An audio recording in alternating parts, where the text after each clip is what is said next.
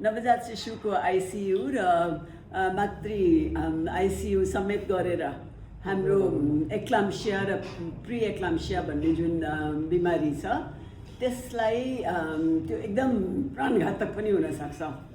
त्यसलाई राम्रोसँग बचाएर बच्चा आमा दुवै बचाएर पठाउन सक्नु त्यो आफैमा ठुलो उपलब्धि हो। त्यसकारण डाक्टर साहबको लागि सर्वप्रथम सबैजनाले ताली बजाउँ।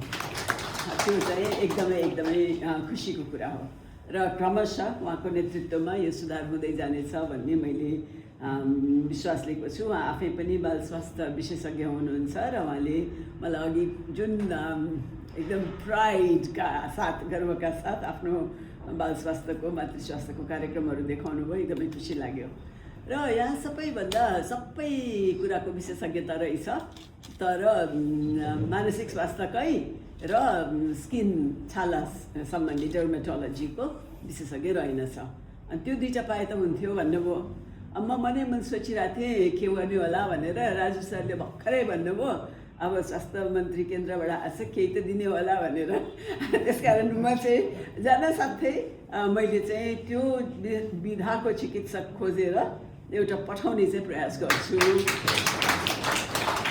प्रमिस चाहिँ गर्न मलाई गाह्रो हुन्छ, तर मैले के गरेको छु भने अहिले हामीले छात्रवृत्तिमा धेरै मान्छे पढाएका छौँ।